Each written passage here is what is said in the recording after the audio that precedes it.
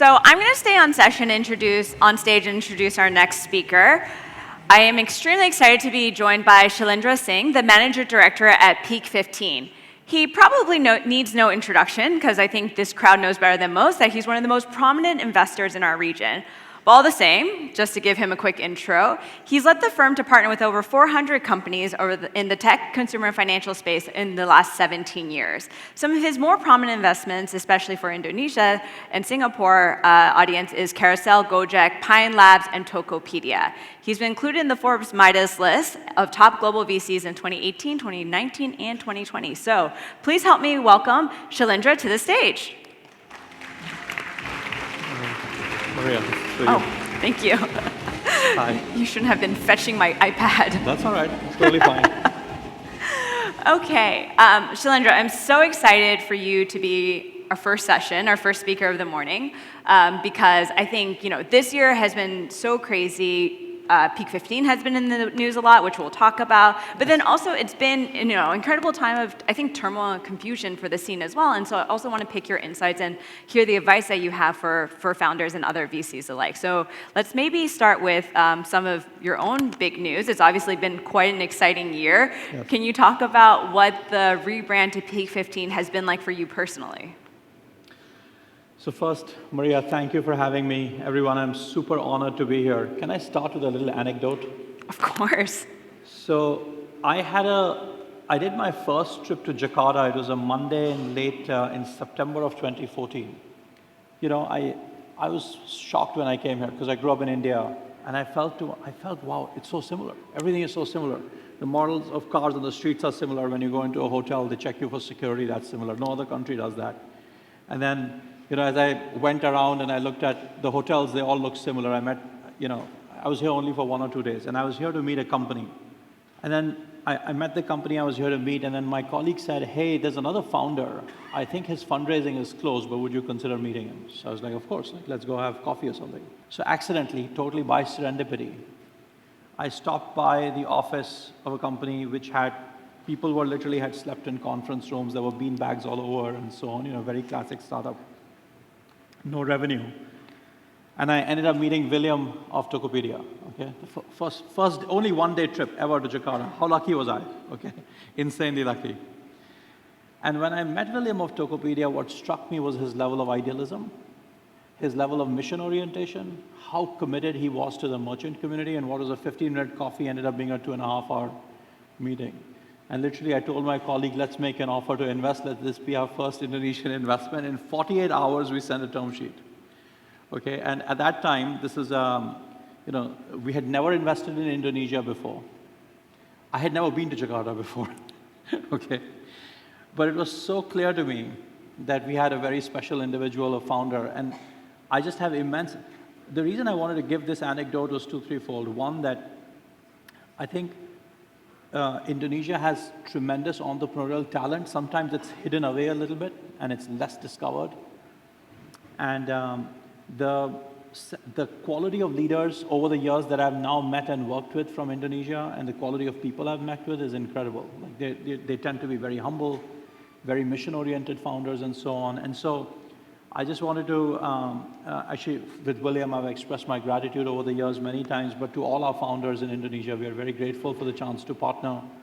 It's been incredible. From that serendipitous coffee meeting, in Indonesia and Southeast Asia became a core part of our strategy. Last year, we raised a dedicated Southeast Asia fund, and we have about an $850 million Southeast Asia dedicated fund. And now we have over 150 investments just in Southeast Asia. But it started in a very unusual sort of manner, and not in a manner in which we expected. And grateful to the founder community, and grateful to all our founder partners as well here in the ecosystem, and many co-investors, management team members, people who help and work with us and help build companies here. So I just wanted to start with expressing our gratitude and sharing this little anecdote of how it all got started here.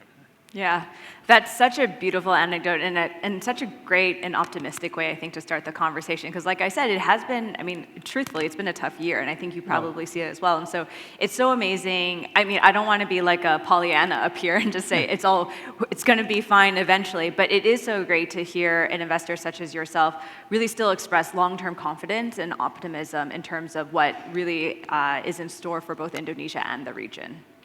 Yeah, and I'll talk about the question you had asked about the rebrand this year. So, I joined Sequoia in January of 2006. Actually, technically March of 2006, but because Sequoia partnered with a firm called Westbridge. But so about 17 and a half, 18 years ago.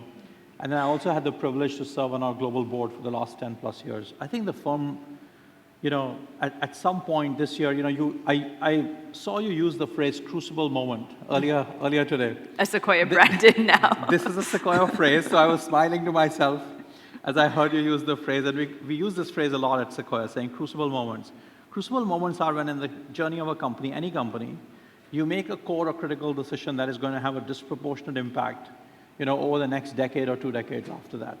And so recognizing and being aware of these crucible moments and then making sometimes tough choices that might yield disproportionately good results in the next few decades is something we help founders to think about crucible moments. Anyhow, so look, earlier this year, there was a discussion about saying we are now very big and then, different reasons really for different businesses. But the one big thing was the way we now think of our businesses, we have twin engines of innovation firing in India and Southeast Asia.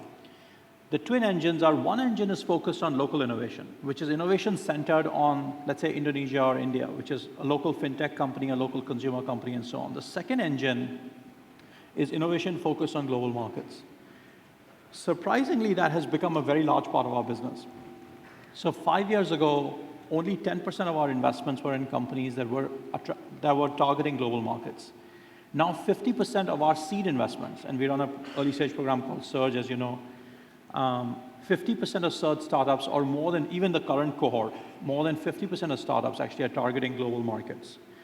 When companies start targeting global markets, we start creating conflict between the things we want to invest in and our global peers and colleagues wanted to invest in. And so I think really we asked ourselves saying, look, when we look at the next 10, 20 years, we think Asia will generate, and not even China, but the rest of Asia, there will be tons and tons of global category leaders or challengers that will develop from Asia. And we want the full freedom to invest in all sorts of companies. So that is the rationale that drove this rebrand of the firm, and all 3 parts rebranded. As you know, Sequoia China became Hongshan. We became Peak 15 from Sequoia India and Southeast Asia, and of course Sequoia US, Sequoia. Look, I think very honestly, it's just such a crazy gift and privilege to get a chance to do what we do. I mean, I keep telling our team that let's be very gratitude-led in our leadership, in our mindset, in how we approach the world. By the way, I think all founders, if you have a chance to build a company in today's day and age, you are extremely lucky. Because life is dramatically easier than at any point in time in history. Even 20, 30, 40 years ago, it was much harder to build companies. You did not have cloud infrastructure, you did not have open source software, you did not have the distribution power of the app stores and so on, and you did not have such a large, vast pool of capital, literally thousands of global VC firms that invest and take risk. So I think it's an extraordinary time. And all such difficult times, Maria, these are the times when the founder DNA shines. And so I talk to founders a lot about this idea of a founder's DNA. Founder's DNA is basically this relentlessness, extraordinary commitment, extraordinary sense of ownership to the businesses people start. This almost feeling like, oh, this is my baby, like many people say that. Many people refer to their startup team as a family. And what that does is it's an extraordinarily highly committed group of people typically that start companies. They don't stop because the markets are bad. They don't stop because money runs out. They don't stop because nobody believes in them or a customer said no. Founders walk through walls, okay? And I think what happens is such times bring out the founder DNA and really make it shine. So we find repeatedly, magically, every down cycle, all our companies, when you looked at aggregate performance, you're like, hey, magic is happening, what happened? And actually all that happened is founders got tested. And when founders were tested, they started pushing the envelope on efficiency, on doing a lot with a lot fewer people. The proposition becomes sharper. They do They do very interesting things. And companies tend to actually, on a first principles basis, if you looked at revenues, profits, companies actually tend to do really well in such cycles. So the downturn is that free money has gone away. There's no downturn in company performance. Am I making sense? Like company performance is actually very strong, especially in our region. So, I mean, even if you looked at the public results of GoTo or Grab or Sea or any of the companies, what do you see? You see all of them have dramatically improved operating performance. So there's no downturn in operating performance. Operating performance is actually best of the last many years. The downturn is only economic sentiment. Yeah. Yeah, no, I think that's absolutely true. We will talk a little bit about the founder's DNA, Yes. but I think before we go there, I just, one or two more questions on the split and the rebrand, because Yes. it has really dominated some of the headline Sure, cycles sure, this sure. year. So it sounded like, a lot of the reasons for the split was to basically clear the path for ongoing competition when you were projecting 10 to 20 years out. Were there any other, reasons behind the split, or was that the primary driving factor? And then specifically for Peak 15, how has that changed how you kind of operate on a day-to-day basis? Yeah, so first, I should just say, look, we have immense amounts of gratitude for Sequoia. If it weren't for Sequoia, we wouldn't have built the size and scale of business we have.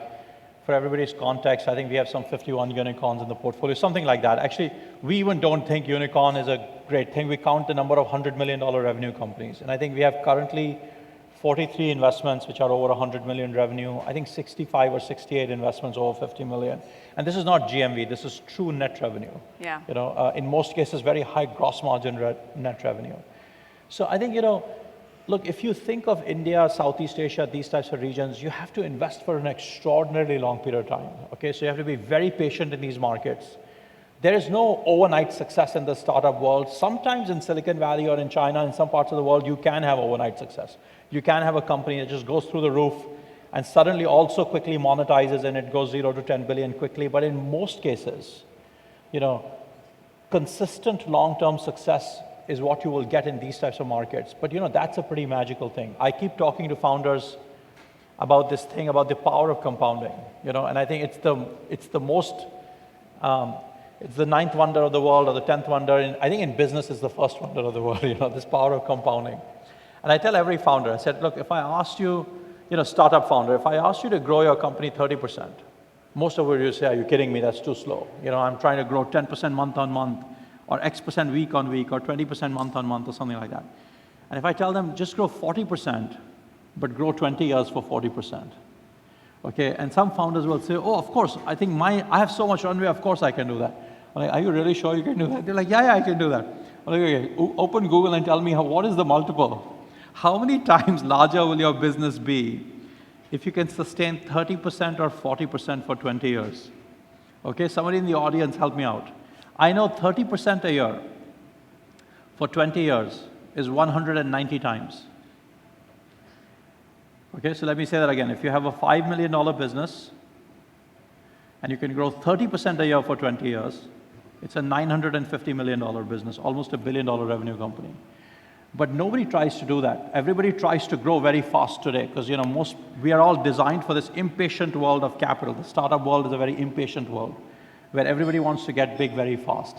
So actually what's happening to our region, Maria, is we have to, like in our business, now we're 18 years in, 17 years in, at any point in time, every window feels slow.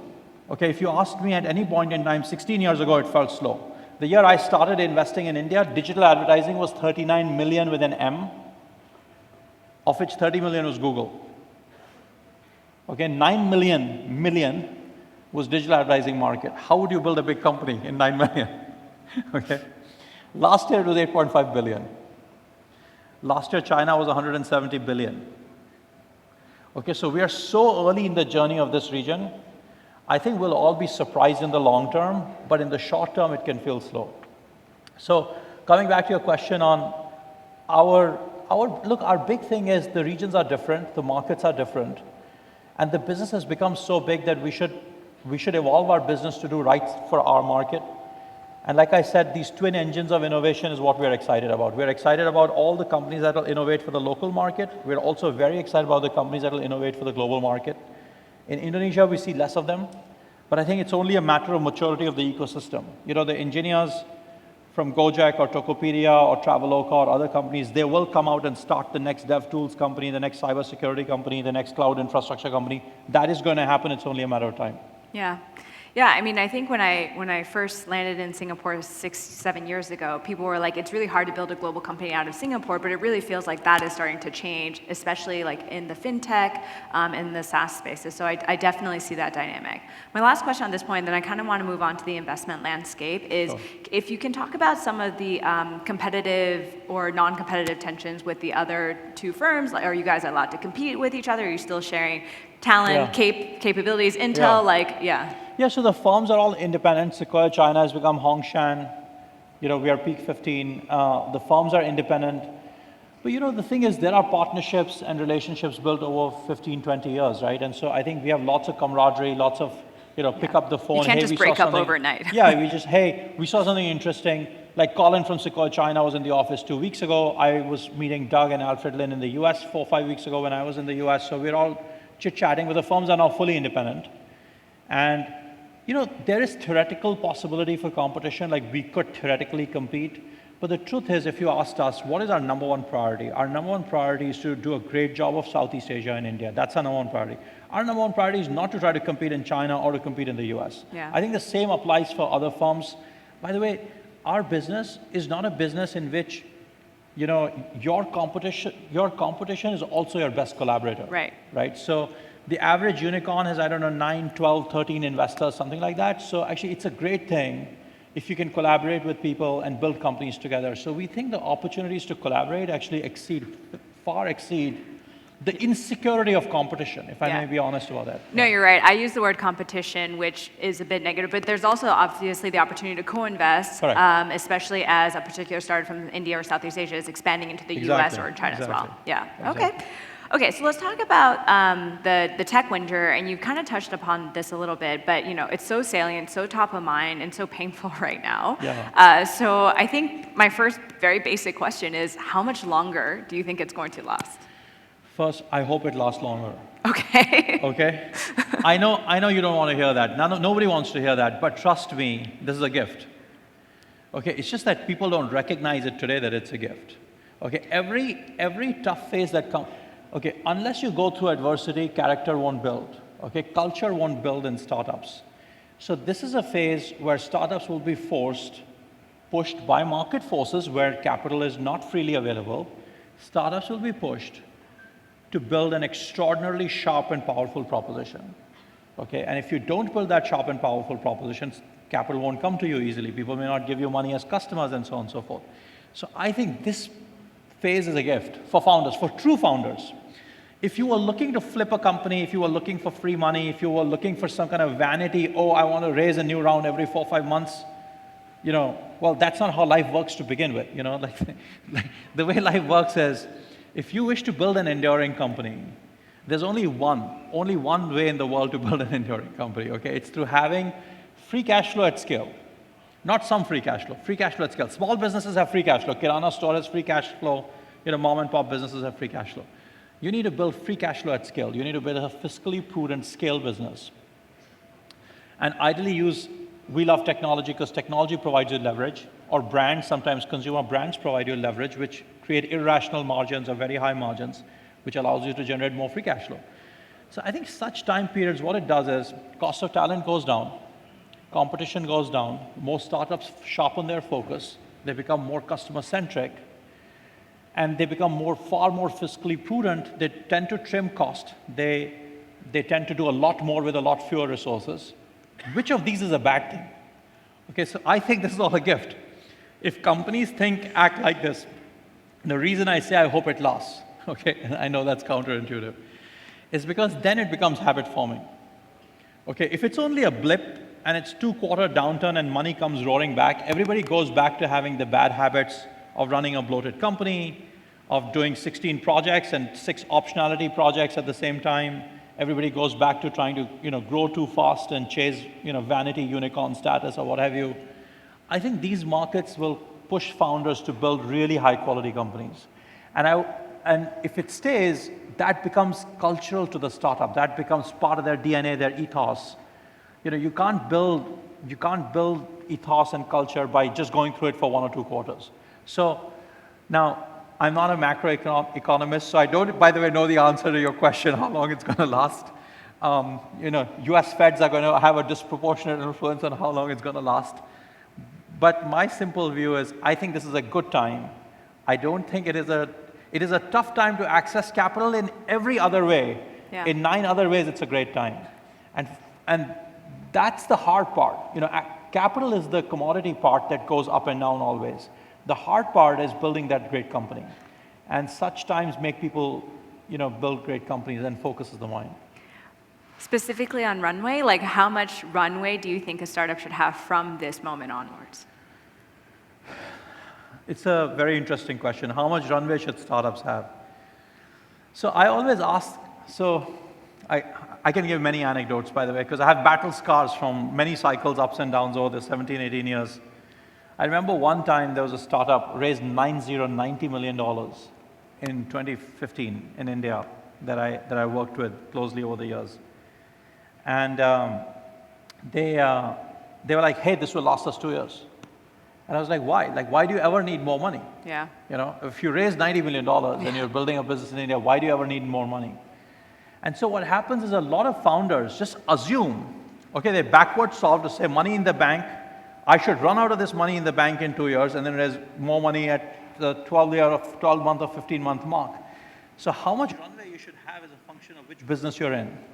Yeah. Some businesses should generate free cash flow. Like Yeah. if you're a scale business, 30, 40, 50, $60 million business in Indonesia, there's a good chance you should have free cash flow and you should have perpetual runway. By the way, no dilution compounding is a magical thing for founders, okay? And the industrialists know this, okay? The industrialists build companies for generations. They're companies they pass on even from generation to generation. They don't take dilution. They keep compounding these businesses, and that's a great thing, right? They are the wealthiest people in most of the emerging markets. So I think we get caught up in funding for the sake of funding, and I think more and more people should try to build high-quality businesses.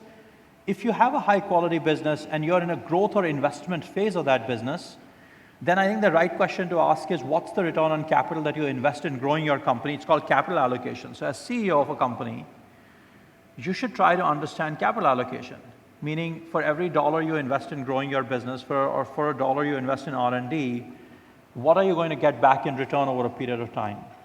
And so the companies that want to grow very fast are those companies where for sales and marketing spend that you might do, if you invest $1,000, you're going to get back $5,000 or $10,000 over some period of time.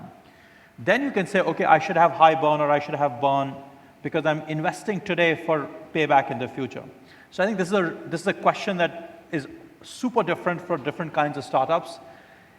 I mean, rule of thumb is 18, 24 months of runway, but I think people tend to, I encourage every founder to ask yourself the question, what's the right runway for your company? And I don't think there's one generic answer. Yeah, and potentially infinite is one answer as well. Yeah, right. Okay, and then I've been asking this of every investor that I know, so you get to be next. There's so much dry powder sitting on the sidelines right now. There are so many mega funds raised last year, this year, definitely Peak 15 was one of them. So, and the deployment has been slow. Yes. So what are investors waiting on in order to, what does it take to get investors to basically start deploying checks? Maybe not at the same volume and at the same quantity that it used to be, but that is somewhat more similar to what we were used to, 2 years ago. Yeah, so look, first, I think what we were used to is was not crazy. the right baseline. Okay. Thought you might say that. No, because look, there was a period of zero interest rate environment. So I think we should all acknowledge that in a period of extended zero rate interest rate environment, there was too much risk seeking in the broader investor community at large. This is not just VCs, it's crossover funds, it's public market funds. There's too much risk seeking, and in an era of too much risk seeking, what is happening was, over an extended period of time, you have no return on capital, so you're going to try to back things that grow fast, or you take more and more risk to generate returns.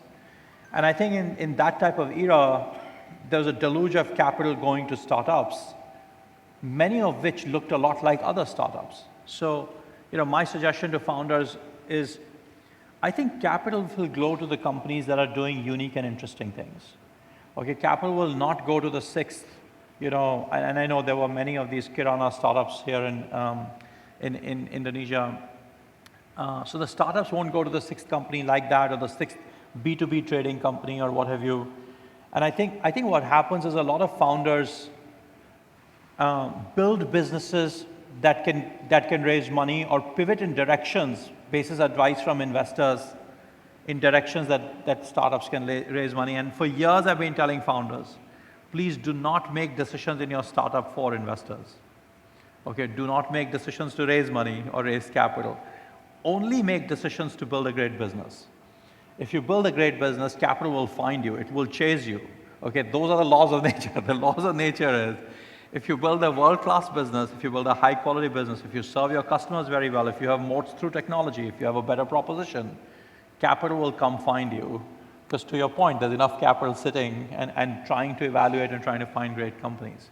And too many founders get influenced by proxies, raising capital or what an investor say might be a proxy and so on. You can listen to advice, but you should think deeply about first principles, how you're going to build a great business. Yeah, definitely. And then I think maybe if you can also help put into context like what we're seeing here, because you have a global view in terms of how the different markets are moving and the different the startup hubs are moving. So can you help put into context what we're seeing here in Southeast Asia and some of the challenges we're seeing locally in comparison to India, China, the US, and some of the other global hubs? So I will say in Indonesia, my counsel to founders is founders here care too much about what's happening in other markets. Okay. Founders here care too much about what people in India and in China and US are doing and try to do similar things. I actually think we really admire when founders try to solve problems unique to a market or problems that are first principles make sense in a region or market. Let me give you a very, very, very simple example. Okay, we were looking around, we love doing fintech and financial services. And we're like, hey, why is there no mortgage finance company we find? Okay, mortgage finance companies you will find everywhere in the world. It's basic, right? Like humans will buy houses and you need mortgage finance companies. There are specialist mortgage finance companies. And because they are not VC funded, typically in many parts of the world, we don't find enough founders start mortgage finance companies, So I think what happens here is, and of course there are also structural challenges. It's an NBFC, you need to capitalize it well. There may be licenses involved and other things, but I'm just giving you a little example of sometimes a kind of company we want to see in the market, but we don't see because it's not a hot sector or it's not a sector that people are seeing do well in other markets. But if you ask first principles, should Indonesia have mortgage finance companies? The answer is, of course, yes, Indonesia needs to have mortgage finance companies.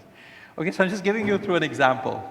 So I think what happens is, here in Southeast Asia, too many people are looking for, if I may use the phrase, borrowed inspiration. Okay, so, and I tell founders, please don't try to build a business on borrowed inspiration. Okay, so when you're starting a company at the early stages, you should be very insight-led. What is your core insight or hypothesis of why a certain customer segment is underserved or it deserves to be served better? Or what is your core insight that with the help of technology or something new or some new business model that you've created, you can build a better proposition? If you have a core insight about building a better proposition, that is going to be the reason you will build a great business. And stick to your insight, have conviction in your insight. So I think this idea of first principles coming up with insights to serve customers better is the way we love for companies to be built. And we don't love the fact that a lot of founders try to build companies with borrowed inspiration or commonly funded models. Right. Because that's not sometimes it works in a very small number of cases, but most of the time, the same insight then is very widely available to the whole ecosystem, and 30 companies do the same thing, and then nobody does well. All right, this is a great segue to the actual title of the talk, which is the 1% mindset and how to build generational companies. I think we've probably touched on a few of the themes. Things, yes. But maybe if you can give us like the quick overview of how you view the 1% mindset and why this is such an important topic for you. Yeah, so I'll share what the 1% mindset is, and there's a study done of companies that were public. Okay, so global companies, 62,000 companies were public between 1990 and 2018. So over a 28-year period, a study was done of all global public companies in the world, all global public companies. So this is not startups, these are already companies that became quite big, right? And they could access public markets. 1.3% of the public companies generated 93% or 90% of the wealth. Okay, let me say that again. Over a 28-year period, 62,000 global companies, 1.3% of the companies that went public after they went public generated 90% of the gains in absolute dollars of the wealth. That beats Pareto. Yeah, so basically the thing is the power law is extreme. This is the 1% mindset, okay? 1% of companies will generate 90% of the wealth even after going public. By the way, this power law is even more severe in startups, okay? This is after companies went public, so many of these were already profitable enterprises, still only 1%. 0.5% of the companies generated some 73% of the wealth. Okay, so the power law is very, very, very extreme in real life. Okay, what does this mean?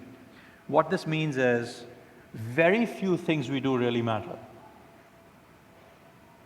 Okay, in an era of abundance, what happens is we all do many things. Activity is confused for progress. If you're active or if you're doing a lot, it is confused for progress. Oh, and again, I cited a study over 28 years and with 62,000 companies. So the sample set is large. The time horizon is 3 decades. The point is very few sharp things that companies do will matter. Doing too many things and getting distracted is actually very counterproductive in a way. And so the 1% mindset is this idea of obsessive customer focus, massive mission orientation, taking the very long multi-decade view, trying to compound your business over decades so that you can be in the 1%, you know? And then I think it also has to come from building companies with a high degree of internal inspiration or first principles conviction around your insight or thesis, around building world-class talent and teams, and then, you know, doing it for literally, I believe, careers, 30, 40-year career spans are too short. I think 1 decade is even too short for venture capital. In fact, I'm a VC, but I will tell you guys that I think a decade is too short to be invested in a company. One question we ask in our firm, sometimes of our young people, is this the right decade to own this company? Okay, because a lot of companies will do extraordinarily well in their second decade and will only make they will only put the foundation out in the first decade.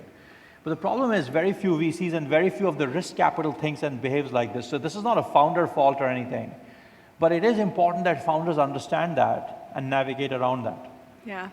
One thing you said about, you know, mistaking action for progress, it's one of those things that it's like when you look at it, it's so obviously true. Yeah. But I think when you're in it, Yes. you're not doing a lot of the activities because you're trying to waste time or you're trying to take up your, Right. you know, like take up space Right. or spend money or whatever. You're doing it because you're hoping that in doing a lot of things, you'll find that one thing that you really need to do in order to unlock the generational gains. So I think for the average founder out there, like how do you suggest that they focus to really, like focus a lot of their behaviors and actions to really zoom in on that 1% of activity?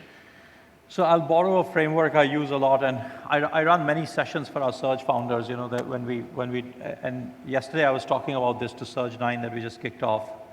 We call it the AND principle. And what happens in startups is there is this great heroic feeling about saying we will grow 5x or 10x or we'll grow 3x year on year. And one of the phrases I've been using with founders is stop being a hero, okay? Can you please be very boring and try to compound at a sensible pace for the long term, okay? But coming back, I want to talk about this AND principle. What is this AND principle?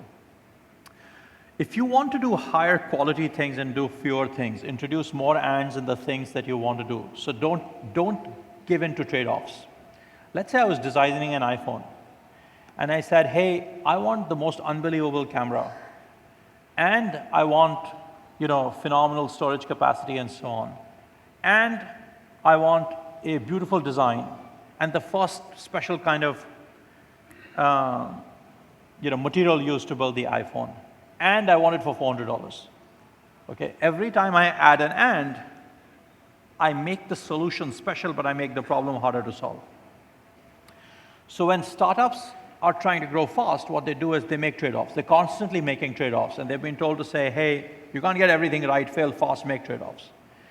If you want to slow things down and build for the 1%, you have to be willing to go slow, especially initially, until you get a magical proposition. For that, you have to focus on and choices and not be willing to live with trade-offs and say, hey, so let's take an example. You're hiring a VP of engineering and you run a startup. If you said, okay, well, I want my VP of engineering to be very hands-on so that they can really dig into the code and troubleshoot with my engineers and so on. And I want them to be a great people leader. And ideally, I want them to have expertise in the tech stack that I've already been building in. Okay? And I want them to take a salary cut and basically take their comp mostly in equity. And I want them to be very passionate about my mission. Okay?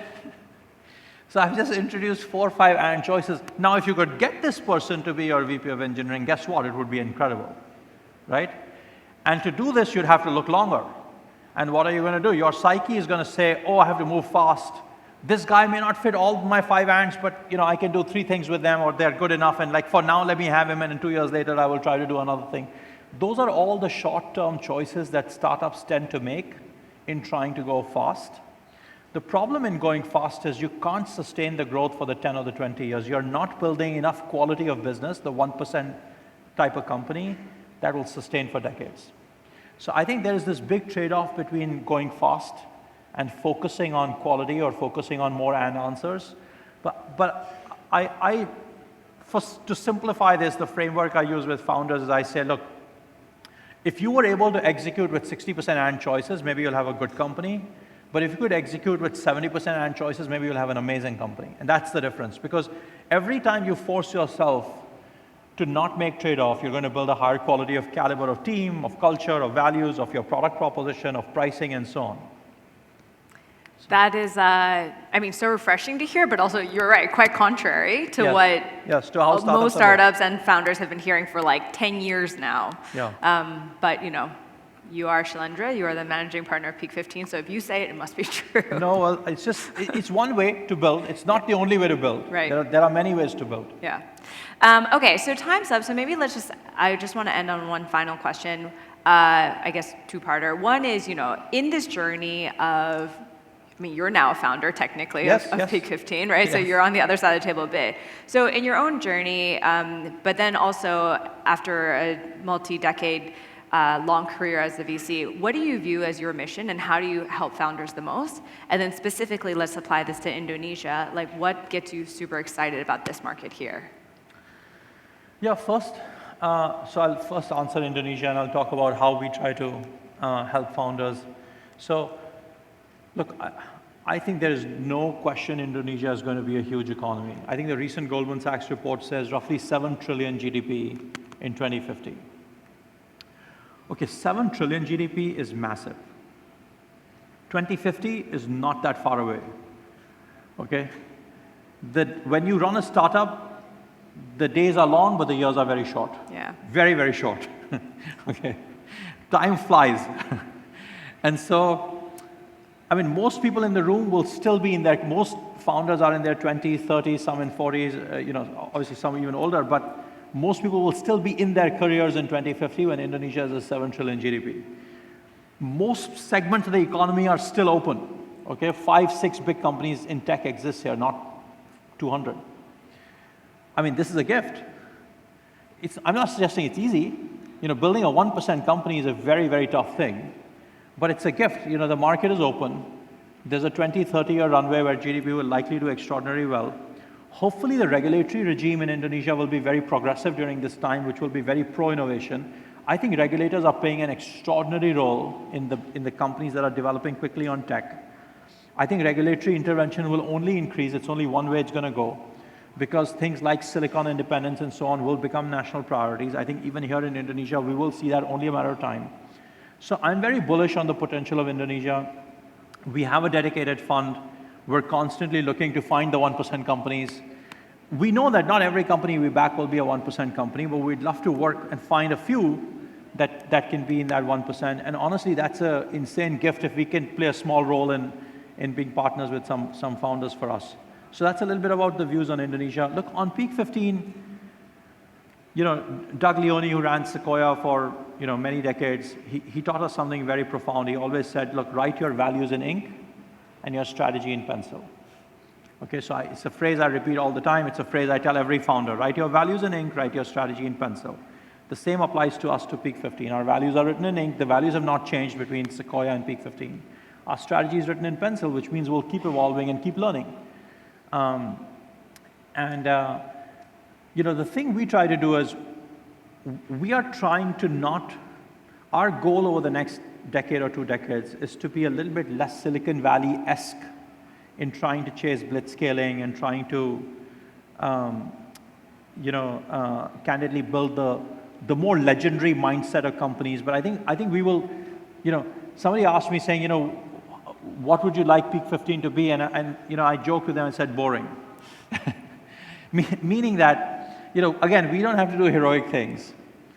We would love to partner with founders that will build foundational companies for the next many decades. We have tried to build operating teams inside the building. For example, we have 9 full-time people, okay, just in Peak 15, who only do talent and recruiting and, human capital development for our founders and companies. Because we think unless you can assemble a world-class team, you can't build a 1% company. So we have a team that does strategic development. Some of these things we started first principle thinking, saying, well, in this region, there's not enough IPO experience, M&A experience in the founder community, in the CFO community. We need to help our companies be public enterprises because the journey from private to public will help. This is how we'll create enduring companies. So we've had 19 IPOs so far. And that is not a coincidence. It's because we had a team for the last 6-7 years very focused in helping our companies build the muscles to make the transition from a private company to a public company. So we started seed, we invest seed, venture, growth, and we hope to partner with founders even well after the IPO. I'm currently on 3 boards, which are 12.5 years, 13.5 years, 14.5 years. So in many cases, we'll stay well beyond a decade. My partners are also on boards they've been on those boards since the seed stages and kept doubling down over the years. So look, I think we'll try to just help founders think, act, operate with a very long term. I think this is a sign that we're run out of time. We'll try to help founders think, act long term and build enduring companies. Amazing. Thank you so much, Shailendra, for your time and all these insights. Thank you, everyone.